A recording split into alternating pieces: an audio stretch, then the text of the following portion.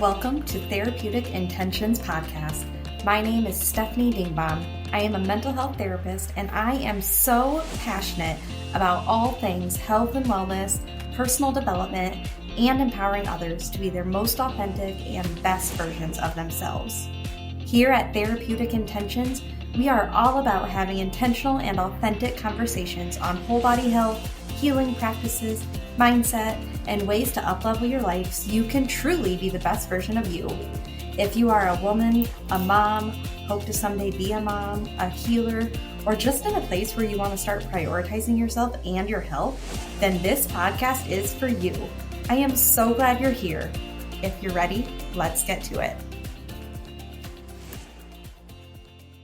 Hello, everybody, and welcome back to Therapeutic Intentions Podcast. Today is an exciting collab because I have Megan Gross here with me today. I'll let her give a short bio, but I just want to start out by saying, so how I came to know Megan is I had my thyroid taken out in May of 2023. And prior to that, I was working with a previous integrative practitioner, not Megan. And I knew I wanted to get back into working either with a holistic or an integrative practitioner of some kind once I got the clear from my surgeon and my thyroid doctor to start back with our fertility journey, like start trying again. I knew that I wanted that support from, like I said, either a holistic or an integrative practitioner. And so I did some research, was just kind of looking around in our like Eastern Iowa area and just was seeing who was out there, was asking friends, asking family members, things like that. I came upon Megan's name on Instagram. Actually, I had started following her because I think it was like suggested because she's in the Dubuque area. And so for those of you that don't know, like I'm in Eastern Iowa, but we're a tiny, tiny town. Like I said in my initial episode, we are about 35, 40 minutes away from Dubuque. And Dubuque's just like that tri-state area. It's where Illinois and Wisconsin come together to meet Iowa. And so she had come up on there. And the thing that really caught my eye is the holistic hormone healing, things like that. That really resonated with me at that point in the journey. So I was immediately bought in, went onto her website, asked a few people, was hearing really great things. And so I reached out to her. My husband and I set up an appointment with her. And primarily we started working with her for the fertility reasons, with wanting to try to get pregnant, obviously, but also because I knew my hormones after getting my thyroid removed really need to be like rebalanced and back in a good place. And so I worked with Megan, I want to say for 6 months, maybe a little longer, post surgery from getting my thyroid out. So anyways, that's how I came to know Megan. I'm going to let her introduce herself. Hi, I'm Megan Gross. I'm a certified nurse midwife, which means I'm a nurse practitioner, but I can also catch babies. I graduated from my master's program in, it was May of 2017. I took my boards in June of 2017 and then had my second baby in July of 2017. So it was a busy spring and summer for me that year. I got into midwifery because after nursing school, I knew that I wanted to become some type of advanced practice nurse. And so I initially went into mental health because that was the sector I was working in. Wow. So I was going to be a psych NP. And then after I had my first, I did, I want to say like a semester of my psych NP program. And then I had him and I was like, nope, I need to pause it because I need to reconsider everything. So I had all of my babies with midwives. I didn't go to an OB. And after I had my first, I was like, oh, I could do that. And I wanted to do that because I wanted to support women in their postpartum journey. That was like the most important thing to me because I felt like I had the support when I was pregnant and then I had the baby and 6 weeks later you go to your appointment and then they're just like, okay, you're done. I was like, wait, my body went through a whole lot and I don't feel like anyone's listening to me. Everyone's telling me it's normal, but nothing feels normal anymore and nothing feels right anymore. So I switched from psych NP to midwifery. I applied to the midwifery program that I went to when my son was like 13 months old, I think. And then I started when he was like 18 months old. And then by the time I finished, I was having another baby, and yeah. And then I've been private practice ever since, and I've owned my own business the entire time. That is amazing. Can I ask, I don't think I've asked you this before, where did you do your midwifery program at? Yeah, so I went through Bethel University, which is in St. Paul, Minnesota. You're good. We It's can edit actually it where I out. graduated with my nursing degree as well. It's a private Baptist college. I am not Baptist, but Interesting. Okay, I cool. kind of needed a nursing program to go to, and then I liked the school so much. Like, philosophically, we didn't align on everything for certain, but the professors were amazing, and that was true in my master's program as well. They just really recruit amazing instructors. That is fascinating. Okay, cool. So, what would you say, what drove you? Like, what was your reason for wanting to get into that program? Yeah, from my own experience, I wanted to be the person that I needed when I was going through postpartum. That is beautiful. Actually, that resonates with my experience too. A few people have said you become the practitioner that you needed, that the Yeah, younger version of you needed. yeah. I've So, heard that 100%. like so many different ways, but we Yeah. all, I think that's like what drives us is you're like, I can't be the only one in this state of need, but I do believe in my capabilities, so I can become the person that helps them. Yeah, absolutely. I agree.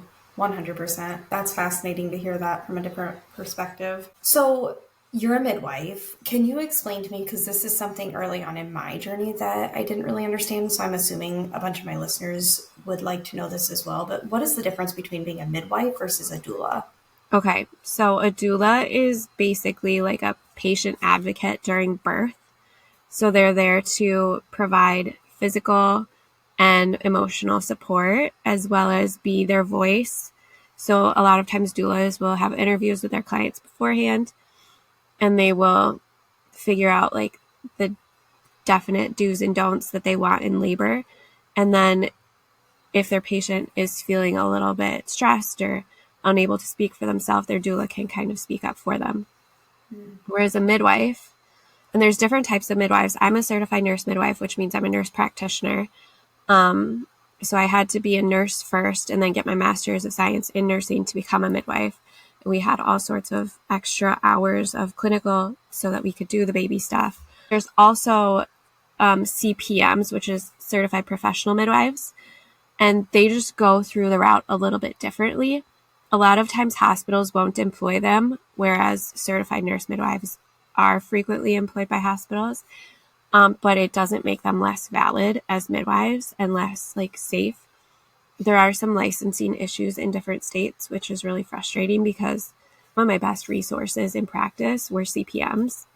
So they don't get the like professional respect that they deserve.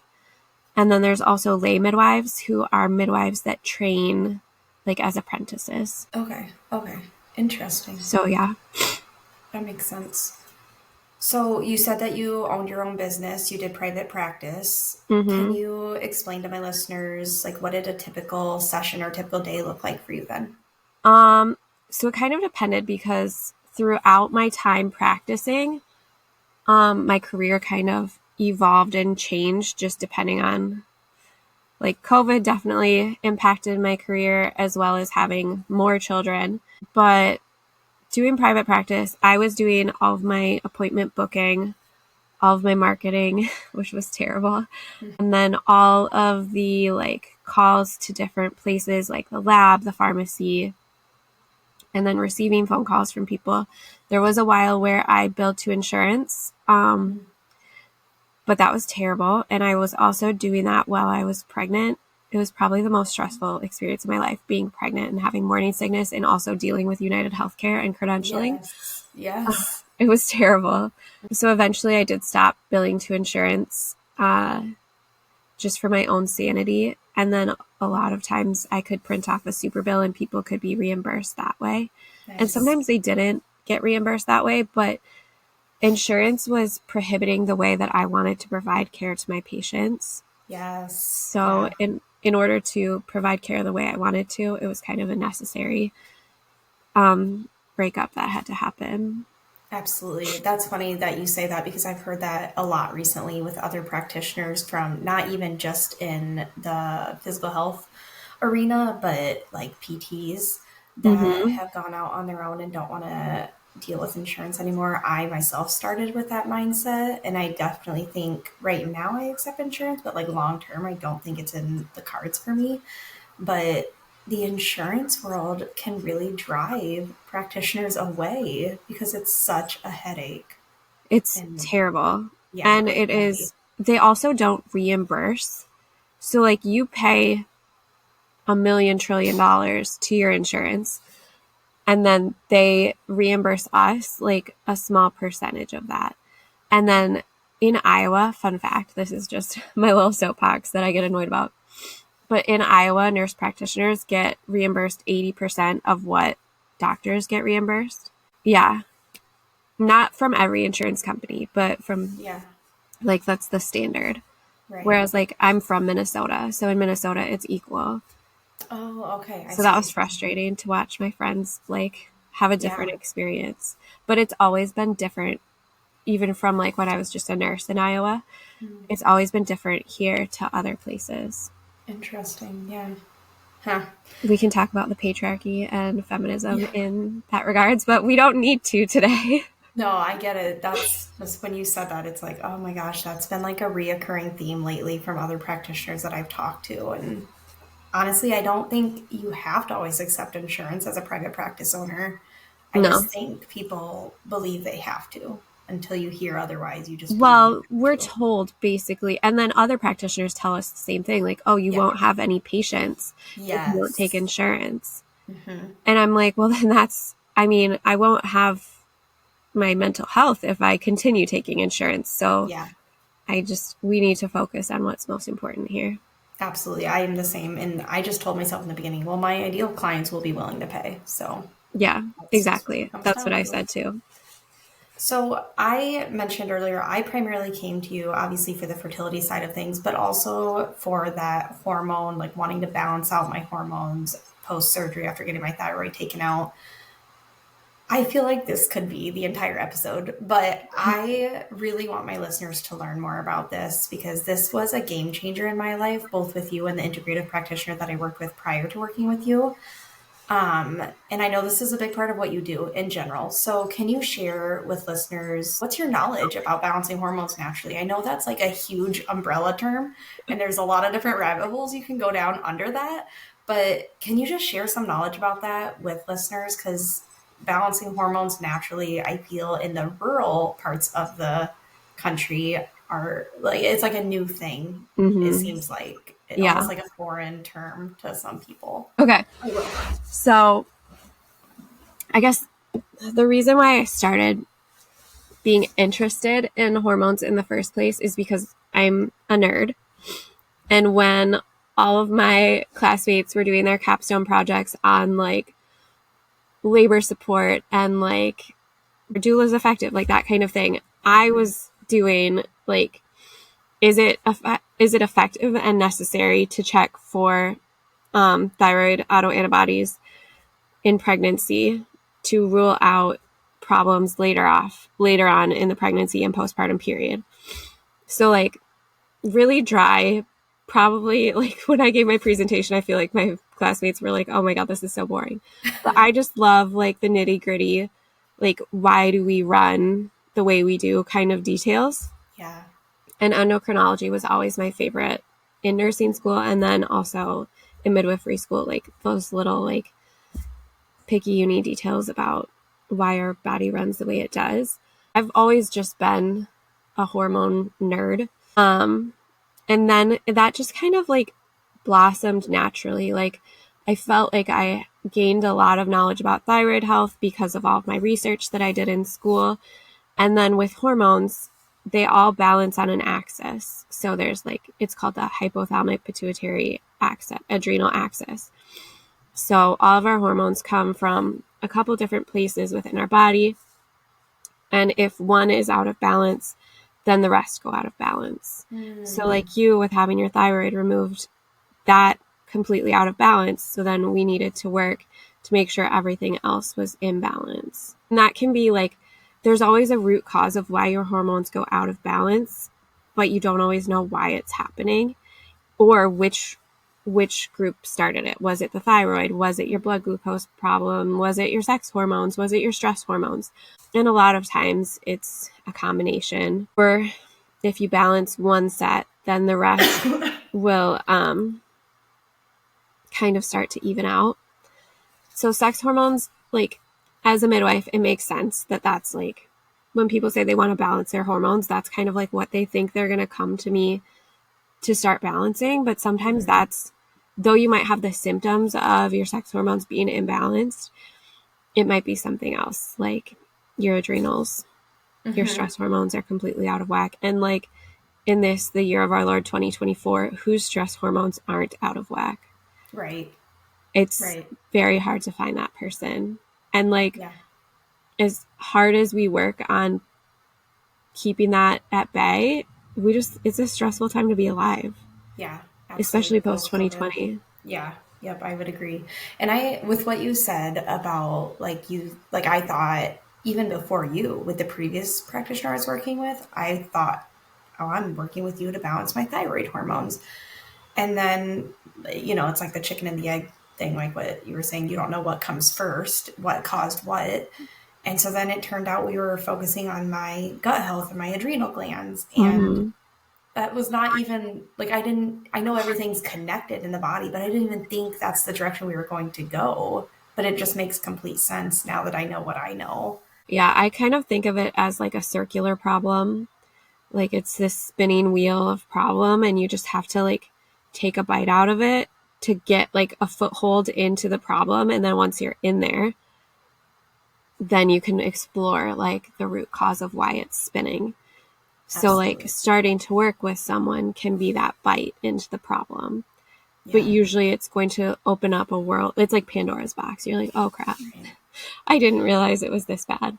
And like, that's not just like my clients. I can say that for myself too. It's just like universal experience as women. And like men aren't without their own problems, but I can't speak to them because I'm not licensed to see men. So I just talk about women.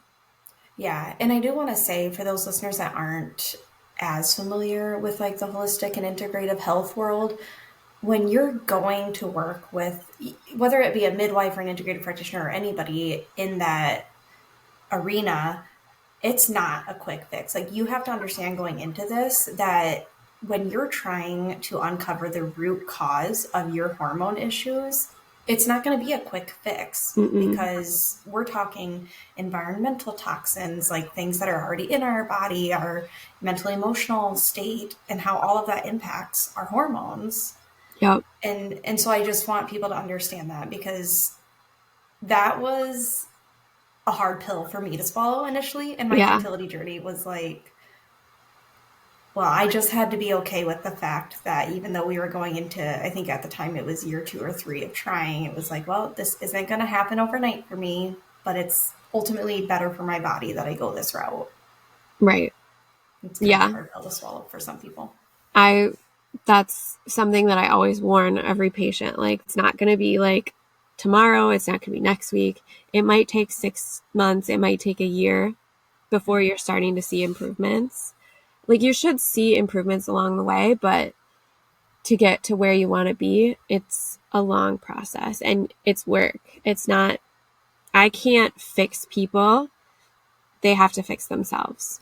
Absolutely. And like that, I think that was also challenging for patients was that they just wanted it to be easy. But then that goes back to like, if they were your ideal client, then they should understand. Like, that's how I feel, I guess. Like, I tell but like, I can understand where they're coming from too. Like, oh, for sure. I want the quick fix too. Like, I want the easy button. Yeah, yeah, I feel like life 100%. is hard enough. Why can't one dang thing be easy? Right. Yeah. And especially when you're dealing with women or couples that are going through the fertility journey, Yes. naturally they want that quick, like make it happen tomorrow Right. type of solution. But Yeah, because once they're seeking help, like they've already been working towards it, they're like ready for that baby. Yeah, yeah, it's hard. absolutely. So can you speak a little bit to what are some changes or alterations that you suggest to your patients or clients when working with them to help the hormone levels or to help with just their body in general? Like, what are some of those holistic or environmental changes that you might Yeah. suggest to them? So like my easy fixes, like easy in air quotes because it's not always easy. Usually I come at it from like the stress side of things because stress hormones impact our progesterone levels. And progesterone levels are what will sustain a pregnancy. It's what keeps your brain calm. It helps you sleep at night. So in order to keep our progesterone levels high and happy after we ovulate, we need to address our stressors. So like the easy stressors are don't let yourself get too hungry because if your body's hungry or you're not feeding it when it wants to be fed, then it's freaking out your blood sugar level, which is then going to upset your cortisol because it's like, oh my gosh, we're in a state of emergency. We have no food because our bodies are still primal. Our brains know logically, like, I could just go downstairs and grab a quick snack, but our bodies don't know that.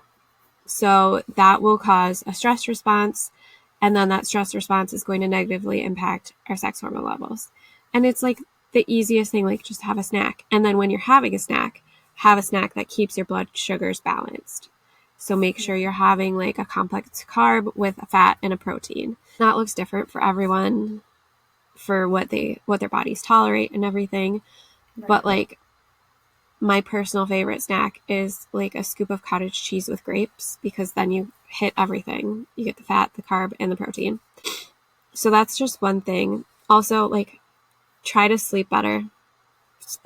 I mean, if you're not sleeping well and it's out of your control, it's out of your control. Are there things we can do to improve sleep? Certainly. But sometimes our bodies are just going through it at the time. But like avoiding screens before bed, which like this is stuff we all know and we don't implement. I don't know if you do. I don't implement it. Making sure you're getting sunshine during the day is super important. I truly like, I know we're not plants, but I feel so much happier when I go outside and photosynthesize.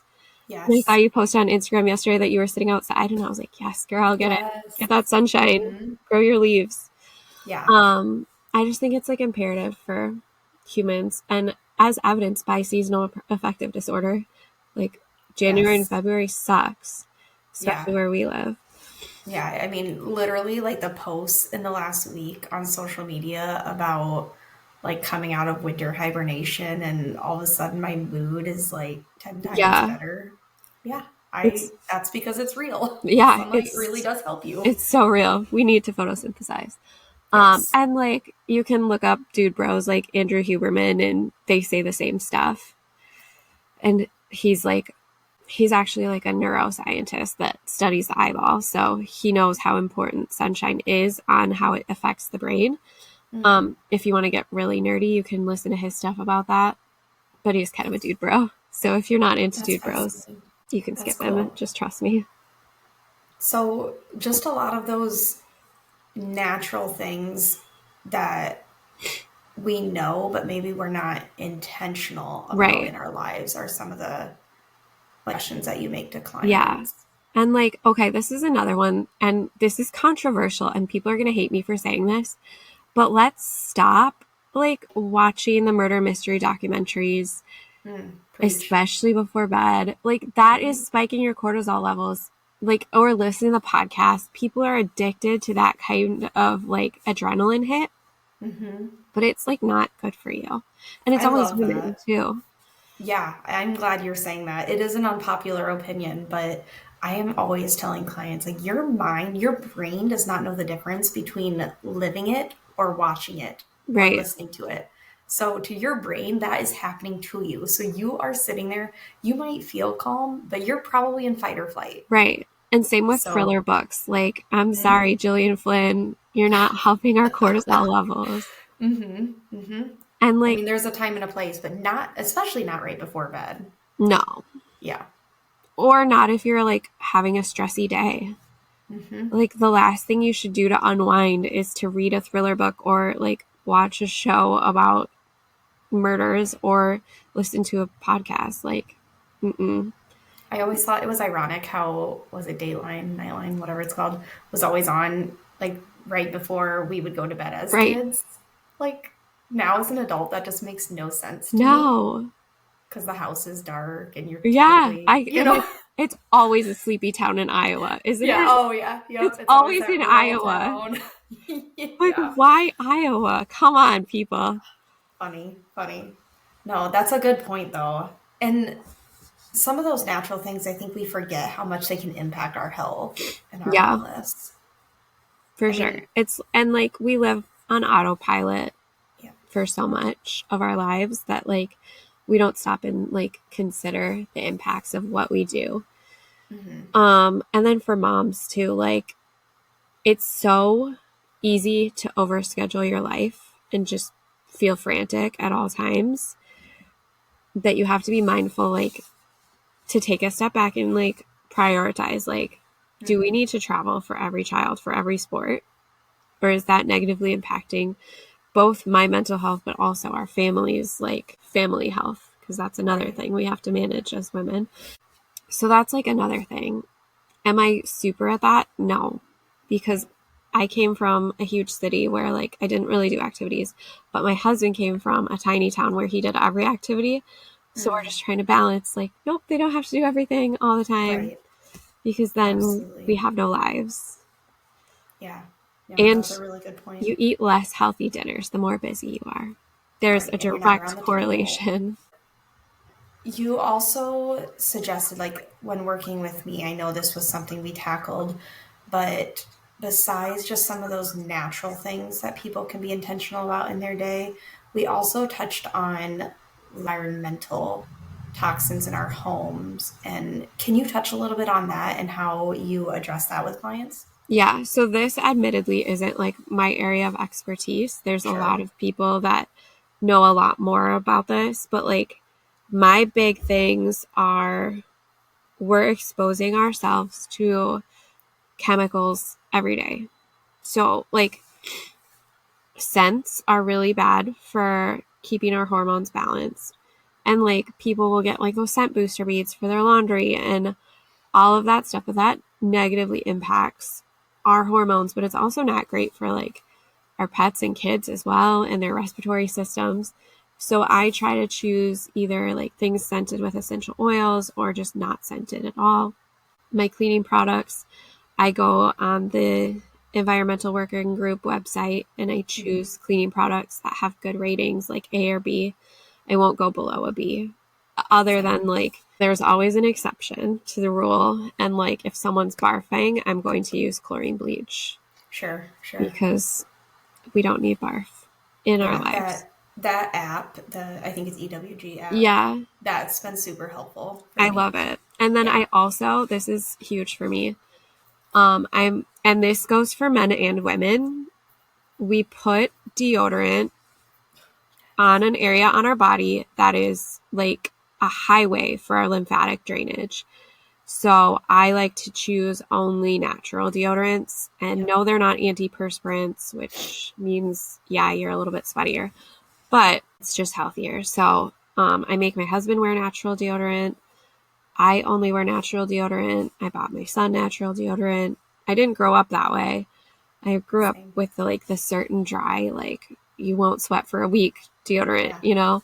Yep. But it's just, I would rather be smelly and take more showers than impact my health negatively in that way. Yeah, I agree. It was a transition for me using natural, but Totally. I Yeah. wouldn't turn back now. I mean, No. my body's used to it now. I wouldn't even say my body's all that used to it yet. Like, I've worn it since after I had my first. That's probably when I started getting really more natural, was during his pregnancy and then after. Although I've always been on the crunchier side of things, like in nursing school, I didn't fit in with my classmates because I was like, oh, you guys are taking like all of your SSRIs for anxiety. That's great. I'm going to go to acupuncture. So I was like leaving school and going to acupuncture to like balance out my chi. And all my friends were like, what's wrong with you? I was like, no, this is great. I love it.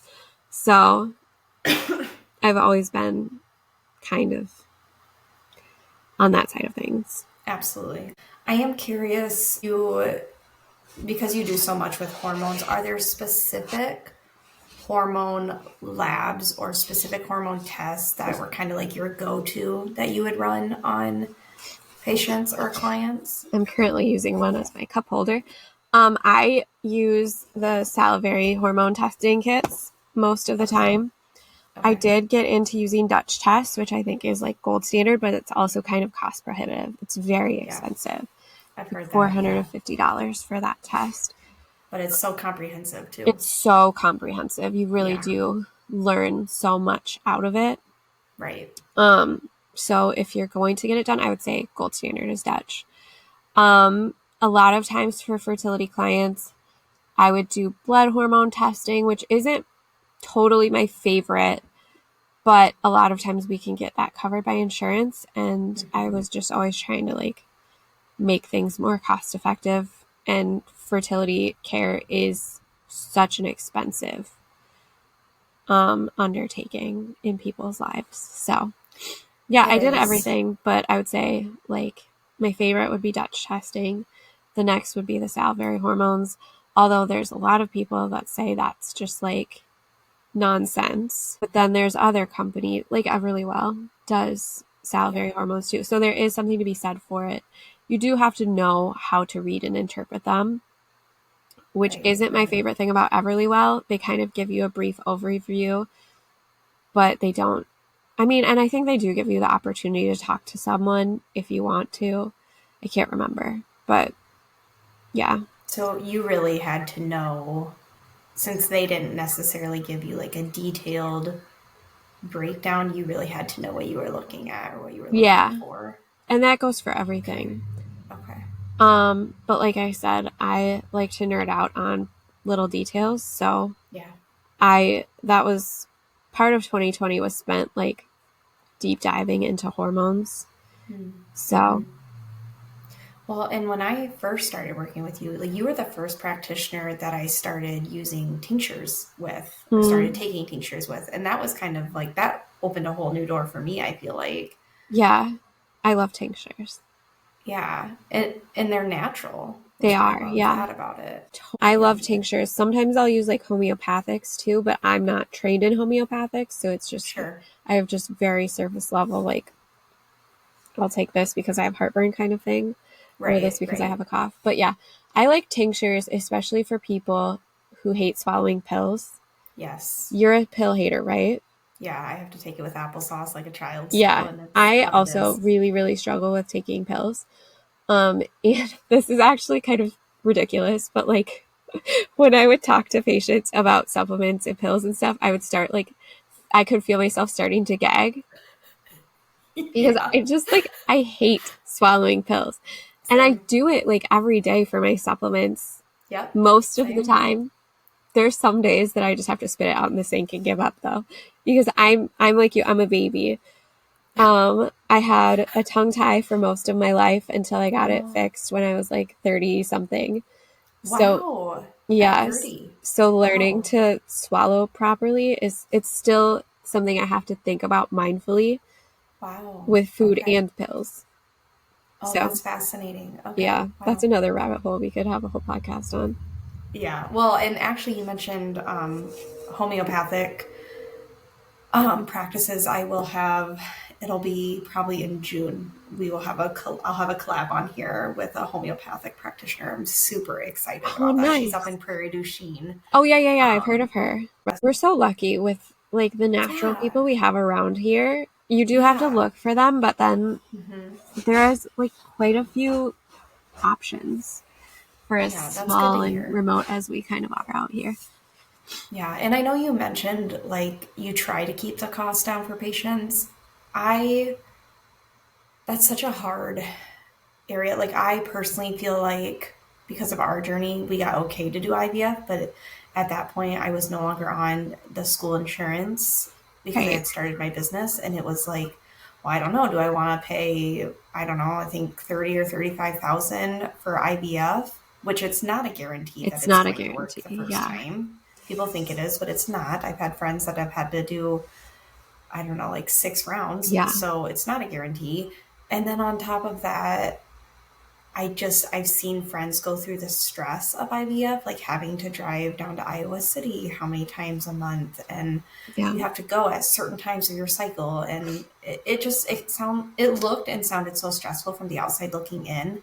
And there will be an episode prior to this about our fertility journey, but we started that process twice, and I kind of think it was a answered prayer from God that it got halted twice, because I think I needed that nudge into the holistic and integrative world more.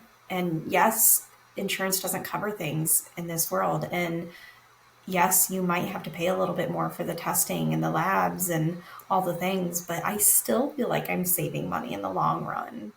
Yeah. Going with the integrative and holistic route. It's outrageous to me how much people capitalize on people pulling on people's heartstrings with the like infertility clinics and stuff like that. Right. And it's not to say that like IVF works for some people, and I'm not saying that if you did IVF there's anything wrong, because I think everyone's journey in the fertility world is different, and I respect that. But for me personally, in my journey, it just did not resonate and did not sit well with me where I was at. Yeah. Yeah. And I think another thing about the cost of holistic healthcare is, generally speaking, we're looking to improve health throughout the lifespan versus fixing a problem right now. Thank you. So though it seems expensive, especially if it's not covered by insurance, generally speaking, it's giving you skills or knowledge that will improve your health throughout your life, which will hopefully cut down on expenses later on. Absolutely. That is definitely a point that needed to be made. I agree with that completely. You will hopefully spend less on medication and doctor visits and things like that if you do go the holistic route. Absolutely. What I did like also about working with you that I want practitioners to know, I've had this with every integrative or holistic practitioner I've worked with, but they don't just come at you from the physical health. Like I feel like in both intakes, both with you and the practitioner before you, when I worked with Andrea Pitts, you both asked me questions about like my childhood, growing up, my mental health, my emotional health, my spiritual journey. Like I feel like we touched on so many different areas, which you don't get that when you go to a typical like Western medicine visit. Right. Well, there's no time for it. You have like 10 minutes, right? Right. And you have to hope you remember to ask all your questions. But it was so powerful. Like it brought up things that maybe like I as a practitioner know that they're connected, but maybe because I'm on the inside, I just don't think to bring those things up sometimes. And so if you hadn't asked, or if you guys hadn't put that into your intake, there's no way, like it just, sometimes it makes connections that I forget about, or that we forget about because we're on the inside. And that's powerful. Yeah. That's another reason why I went into it, is because I felt like you can't give whole care when you're just looking at one side of things. Right. And you're not bound by, I don't know, you can spend as much time as you feel you need. Yeah. And charge for that time. I did make sure that I built out my schedule so that like new patients would have 90 minutes blocked in, even if it didn't take the full 90 minutes. I wanted to have the opportunity if questions happened, conversations happened. And same with follow-ups. I would say they're like a half hour, but then I'd book them for an hour or 45 minutes just to make sure that we got everything. And I actually had a preceptor in midwifery school that was very insistent that her visits be like the shortest visit she had on her schedule was 30 minutes because she wanted to make sure every question got answered, everyone felt well taken care of. And she worked in a tiny rural hospital.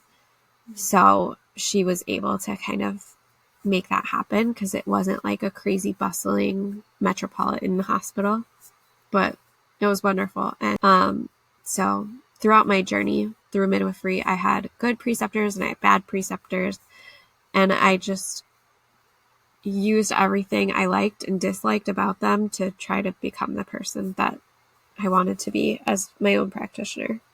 Absolutely. Yeah, that's well said. So now in your journey, I know you said you've had your own private practice for I don't know how many years.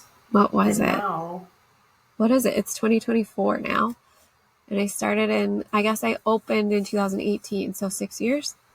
Oh, okay. Wow. Longer than I thought. Okay. Yeah, longer than I thought too. That's awesome. But now you're kind of you're pivoting. I am. A little bit. Are you willing to speak a little bit Yeah. about like what drove you to take this current leave? So I'm currently on an indefinite sabbatical is what we're calling it. Good. And for reasons like multifactorial. Okay. First and foremost, I have a migraine condition, a chronic migraine condition that has been worsening for the last 6 years, if I'm being honest. And it got to the point where it was like, I think it was February of 23. I had 22 days of headaches throughout that month. And I think like 11 or 13 of those were like migraine. I'm laid out. I'm a completely useless slug of a human because my head hurt so bad and I was so nauseous I couldn't function. So I started truly working on my migraine condition in, I think it was like May or June of last year, 2023. And I started with chiropractic care. And I did that for 6 months. And then I added in PT with Restore and Renew. And then just this year, I've added in acupuncture again. And I'm annoyed it took me so long to do that. Along with like supplements. I cut out caffeine in June of 23, which has been, this is like since having children, my longest time without caffeine, which weirdly enough, my anxiety, like, and I know this logically, like caffeine makes you anxious. Yep. My anxiety is practically non-existent now. Thank you for saying that. Oh my gosh, I agree. When I cut caffeine out of my diet, it was like, what anxiety? Right. It's so annoying to me that I, as an anxious person, got myself addicted to anxiety or to caffeine to begin with, because it just made my life so much worse. Although I do drink decaf coffee because I love coffee. Sure. So I've done a lot of changes for the migraine thing. And I started noticing that when I would have peaks of stress related to work, it would trigger a migraine. And I was like, oh my gosh, is that my answer?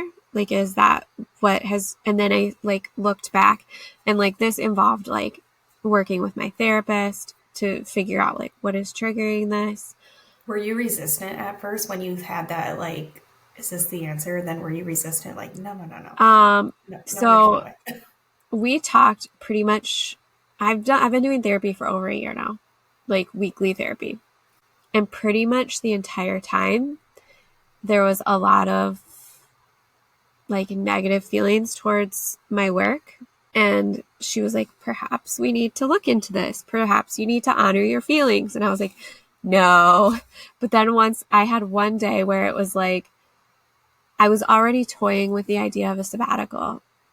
And then I had this experience where I had a stressful interaction with a past client who wasn't even a current client anymore. And it was just like such an instant migraine that I was like, okay, that's like the nail in the coffin. I need to take a step back. So, like honestly, my physical health was the biggest reason why. And then mental health was a close second. And then just like having this realization that just because I went to school for a thing and I am 35, like, I'm only 35. I don't have to do the same career my whole life, especially if it's causing this much distress and it was negatively impacting my family life. So then when I made the decision to take a step back and saw immediate improvements in like my interactions with my children and my interactions with my husband and just like my interaction with life in general, I was like, oh crap, I can't believe I was making myself that miserable on purpose. Yes. So, Game changer. Wow. Yeah, I appreciate you sharing that. And there's so many things I can take out of what you were sharing, but what I really want to touch on, because I think you didn't say the words, but I think it's loud and clear what you're hinting at, is we live in this like hustle culture, right? And you're told, I think specifically in the entrepreneur world, you're told that you can't have a successful business unless you work your butt off. right. And I just, even like in my journey, when I first started out last year, I was like, anti-hustle culture. I'm going to have a successful business, and I'm also going to have time for me, and I'm also going to have time for family. And I can have a successful business and have those things. Yeah.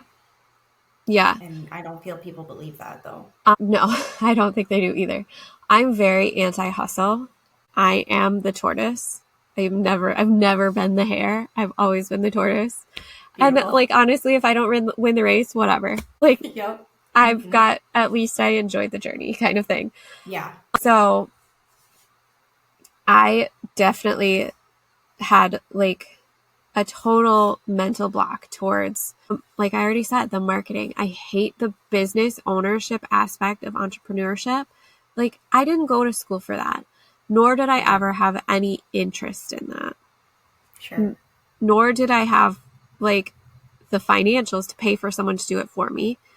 Right. And I didn't want people telling me. I don't do well with people telling me what to do. Even having like some sort of manager of some, like whether it be a social media manager or whatever, I wouldn't have listened.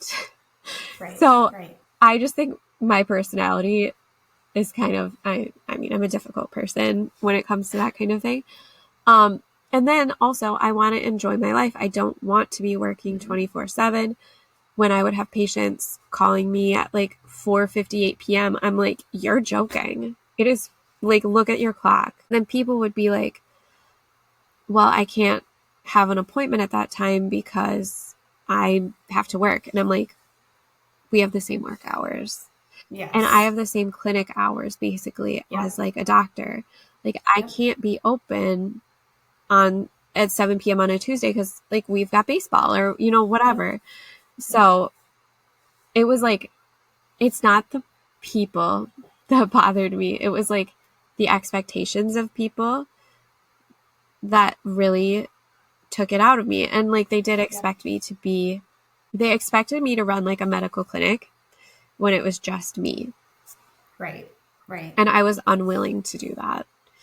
And so I like, were there other solutions? Probably. But the solution that felt most right for me was to just put my foot down and put a hard stop to it. And I think based on how I feel about life right now, it was the right choice. But that it doesn't mean it's the only choice.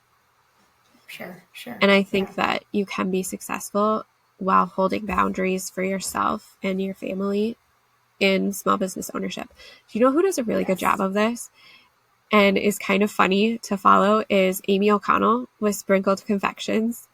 Oh, yes. Have you seen her when she's like, do not email me at 9 p.m. asking for cookies for tomorrow? Like, I have a family. Like, I'm like, yes, Amy, you tell them. Like, go for it. I will put her Instagram handle in the show notes because if you don't follow her, you should. And then when I met her in person, I'm like, I love you. Yeah, like, I love her too. Yeah. She emulates that. I totally agree with you on that. When I first met Amy O'Connell, I think my son was like 6 months old. And my friend Christy Norman, who we've talked about, she was like, hey, Amy has apples at her farm and they're for free. I was like, okay.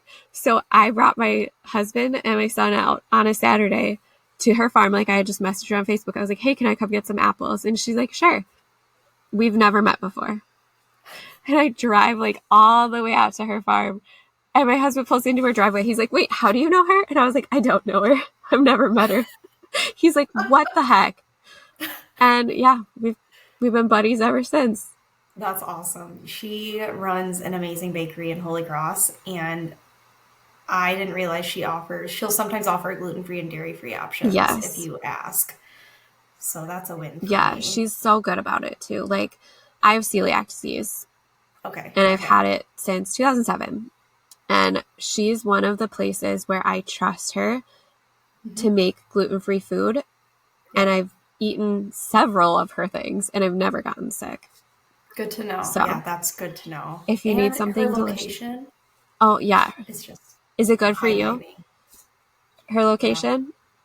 Yeah, I love it. Yeah, it's kind of, it's a hike for me.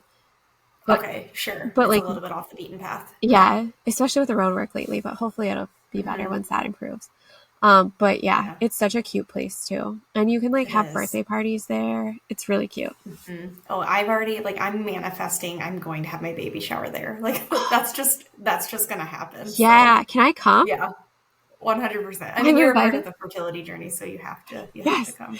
Yeah. And not to backtrack, but I do want to point out what you said about people like having the same work hours as our clients. Like I believe the unpopular opinion that I buy into and that I wish more people bought into is like, no, I'm not going to do sessions after 6 during the week because I have family too. Just because my family unit looks different from your family unit does not mean I still don't need that family time. Right. Even though it is just Mitch and I right now.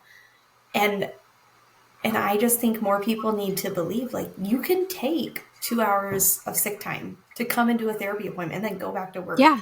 Oh yeah. I have people do it. Oh yeah. I have a friend that owns a crazy successful business that will do her therapy appointments at like 1 p.m. on a Thursday. Yep. Or Friday or whatever. You know, I'm like, yes, good for you. And she like builds it into her schedule. It's super important for her. And she's done it the entire time she's built her crazy successful business. So it's like so good to hear. There's time for that. There's time for like physical health. Like and if you're in a workplace doesn't allow for your health, whether it be physical, mental, emotional, whatever, then maybe you need to reconsider where you're working. Absolutely. I mean, to be completely transparent, when I was still at the school, so I've been doing acupuncture every 2 weeks now for, I don't know, 2 or 3 years. It's probably closer to 3 now, but I switched acupuncturists in between there. But every other Wednesday, I took half a sick day and went to my acupuncture appointment. They just ask, like, I don't even think you have to say what you have. So I would always just put appointment in description. It is an appointment. It's for my health. Yep. I don't have to defend, you know what I mean? Yeah. Like, it's an appointment. It doesn't mean it has to be a doctor appointment. It's an appointment. Yeah. I feel like the people that work at schools were always the ones having the hardest time getting out of it. Which is frustrating because it's not like people that work at schools have the easiest job on the planet. Not in today's world, no. No, I could never be a teacher. Yeah, 100%. Yeah, so I'm glad you talked about that. Is there any other topics? I know, like, when we talked last, I didn't know this about Megan, but you can do Reiki, but you also do Reiki for yourself, correct? Yeah. Yeah, I mean, you don't advertise that you're a Reiki practitioner or anything. Right, no. I wouldn't. I don't feel super comfortable doing it on people. Sure. I feel like I'm sensitive to people's energies. Like, I feel like if people are having a bad day, I would absorb it, and then I'd have a bad day. Mm-hmm. And like, absolutely, that's hard with kids. That's actually a human design thing. I know we've kind of like talked about that off the microphone. So you just opened that door. Yeah. So Stephanie and I like talking about human design because we're similarly nerdy. Yes. And if you're not familiar with human design, it's kind of a combination of quantum physics and astrology. It's like the quickest way I can explain it, but it's like backed in science. Basically, your human design is assigned to you based on where the neutrinos are in the universe at a certain time during your gestation and then again at birth. So Stephanie and I are the same human design, which is projector, which is why we are so anti-hustle culture. Yes. Projectors are known to wait for the invitation to serve with their skills. And then in the meantime, we just kind of lay in wait, and we like to relax, and we're not like the highest energy people. Mm-hmm. And if we are being high energy, I'm looking at you because I know that you do this. If we're being too high energy, then we're not living in our human design. So, 100%. You just described me to a T. I know. Seriously. That's because that's how human design works. Yeah, yep.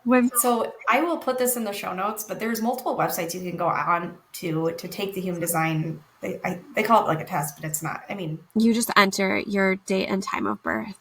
Right? Yeah, you need to know your exact time of birth, your date, and the place you ask you a few. And the place. Yeah.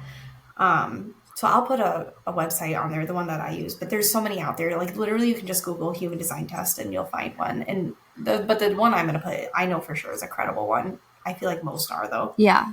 And then there's books you can buy, like fairly inexpensive books out there that can like explain and break down the results of your human design test. But like she just described my type, and that is me to a T. It is so accurate. It is weirdly accurate, but also like when you get the books and like read about yourself and go and deep dive into it, because like that is just scratching the surface of human design. Yes. There's so much more to it.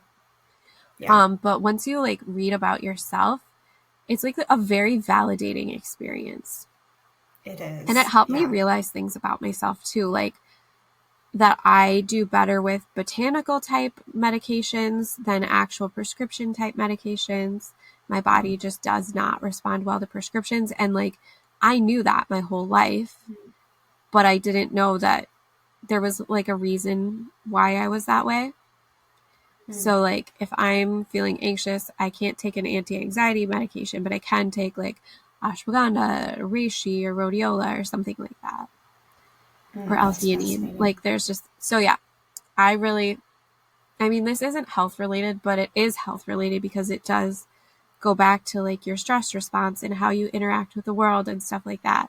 So I've always been, well, not always, but like since 2020, I've kind of taken human design into consideration. Yeah. When dealing with my own health and my children's health, my husband's health, all of it. Yeah, highly recommend it. It is very validating. It answers a lot of questions, I feel like. I just got into it, honestly, in the last year, but it helped me even feel more authentic and closer to that version of myself, I guess I would say. Yeah. Yeah, I would agree. Human design takes qualities that we might have like, or society might view as like negative, but it explains why they're not negative for us and why they're actually like us being ourselves and like why it's a good thing. That's a good way of explaining it. Yeah, I would agree. Awesome. Megan, this was amazing to have you on. You are a wealth of knowledge, in my opinion, and you have been a huge part of my health journey, and I'm forever grateful for that. Is there anything else before I wrap things up that you want to share? No, I still do exist on Instagram, even though I'm not currently practicing. Sometimes I post about health-related things. Sometimes house renovations. What's that? Or house renovations. Oh my gosh, don't even get me started on the house renovations. Okay. They're going to affect my health negatively. I just painted my house and I don't like the color. It was like a big 5-gallon bucket worth of paint. Like I painted all of it. It's so much. It took so long. Literally like 8 weeks. So yeah, sometimes I post like women's rights stuff. Like if you're a girl's girl, my Instagram's kind of sometimes fun. Sometimes I'm not on it very much. Yeah. But just real life. I do interact a lot in DMs. So yeah. If people want to DM I'll put me. her Instagram handle in the show notes as well. Yeah, super. So what I like to end my collabs on is just some rapid fire questions. And full transparency, Megan hasn't seen these, so she doesn't have prepared answers. So that's what I like about rapid fire, though, is we get your authentic answers. So I have 5 rapid fire questions I want to throw at you. What is a book that you are currently reading, if you are reading one? Oh, that's the worst question you could ask me. So I'm currently reading a lot of books because I have ADHD. Oh, do you know what I'm rereading right now that I really like? Is this is, do a shout out to her because her books are amazing. Put her Instagram handle. Her name is Chloe Liese, Liese. She just came out with her final book in a 7-book series. So I read that one and then I started back at the beginning. And they're like modern, what is it called? Contemporary romance. So it's just easy and sweet. And I love her because she writes a lot of neurodiversity. She had a character with celiac disease. She had a character with migraines. Like, I actually reached out to her after I read the one, because it was like migraines and celiac disease in the same book. And I like DM'd her on Instagram and I was like, thank you. I feel represented. Like, thank you for talking about celiac disease. And then she had like, it's just, she talks about things that a lot of books gloss over. Like, she has a couple characters that have to eat gluten-free. And it's just like, I love this. Or like, this character has ADHD. And like, how it impacts their life, both like negatively and like, it's just realistic. And I just really like that. Plus, they're really sweet love stories mixed in. So I really love her. So I'm reading hers right now. I could tell you what I'd like to be reading, but I'm not. What's that? It's and I have it purchased and I started it and haven't finished it, but it's called When God Was a Woman. And it's kind of like, it goes over the history of female deities throughout world history and like how that's changed and how changing from a patriarchal deity from a matriarchal one has impacted society. So like, I would like to be reading that.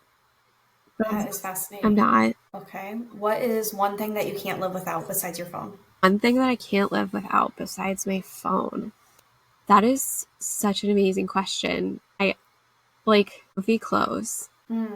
I have reached an age where I am not going to make myself uncomfortable to make other people appreciate how I look. Absolutely. So, good answer. Yeah, comfy clothes only. I don't care anymore. I think that's a great attitude to have, honestly. What is your current go-to podcast? My go-to podcast? It is actually, it's called Off Menu. Usually it's Office Ladies, but lately I've been listening to Off Menu because I have a real obsession with British comedy. And like, it's pretty much all, like, I don't watch TV, but I do watch British comedy like on YouTube. Just another reason why I need to move to the UK. But Off Menu is Ed Gamble and why can't I think of his name? I can see him, James Acaster. And they interview guests about like their favorite foods. Oh, wow. And because I have celiac disease and I can't eat a lot of good foods, I love to talk about food or watch videos of food or like just hear about food. So it's really, and they'll have like, they had Florence Pugh on and hers is really interesting because her dad owned restaurants and was a chef. But then they have other comedians on like Noel Felding and Fern Brady. Like they just have all sorts of people on. That sounds really good. I'm going to have to tell my husband about that one. Yeah, it's so my favorite show is called Taskmaster and it's I watch it on YouTube, but it's a British like comedy type show where they do tasks. And so a lot of times they'll have other people from Taskmaster on and they'll interview them. And they've both been on Taskmaster. Oh, that's cool. All right. What is one song that you have to sing along to whenever it comes on? Just one? Yeah. I don't know if I can choose just one. What's the first one that comes All Too Well 10-minute version. Say it again. The Taylor Swift All Too Well, the 10-minute version. I listened to it one time and I knew like after that, I was like, okay, I know every single word and I can sing it from like start to finish, all 10 minutes of it. Are you a Swiftie? Oh my gosh. I already knew the answer, but I just want my listeners to know. Stephanie, you said you follow me on Instagram. I do, yeah. Yes. Thursday, Torture Poets comes out. I'm so excited. That's exciting. Yes. And my kids are Swifties and I can tell. They will never forgive me for not taking them with me to the Eras tour. Oh, I thought you did. You didn't. No, I went with my childhood best friend. I considered Oh. taking 2 of my kids with me. And then I was like, you know what? I just want to have a good time. You're allowed that. So, yep, I went with my childhood best friend. And Oh. it was honestly like my wedding day, the birth of my children, the Eras tour. Oh, I love it. Those are the That's 5 best days of awesome. my life. I cried. It That's was so amazing. And not just because I love Taylor Swift, because I do love Taylor Swift, but because the vibes of the concert and like you get a crap ton of women, like-minded women into one space, and it is like nothing that you could ever Yes. experience. It's so lovely. And I did go to an all-girls private college for 1 year, and I had it was very similar. Like there was no classes, there was no like popular crowd, there was nothing. It was just, no competition. yeah, it was lovely. So That's so cool. There is a lot to be said about that. yeah. That's cool. Just Last one. What's your favorite way to relax after a long day? reading. Same. Reading on my couch with my husband and a cat laying on me purring. Love it. That sounds relaxing. Awesome. Megan, thank you so much for agreeing to be on here. Yeah, thanks for having me. My listeners needed this, and I feel like there's so much more we could talk about, but maybe there will be a future collab down the road again. But thank you for sharing your knowledge and your experiences with us today. It means a lot. And yeah, I'll put some of the mentions that were brought up in today's episode. I will put in our show notes. Otherwise, you can always DM Megan if you have any questions as well. Give her a follow on Instagram. But yeah, thank you guys for being on today, and have a great rest of your week. Thank you so much for listening to us. It means so much to me. If there were any aha moments or anything that really resonated with you on today's episode, then please take a minute and share it on your social media and tag me so I can personally thank you. Also, if you could, please rate and review the podcast as it is new, and that really helps to get the word out there more and reach even more listeners. I'll catch you on the next episode.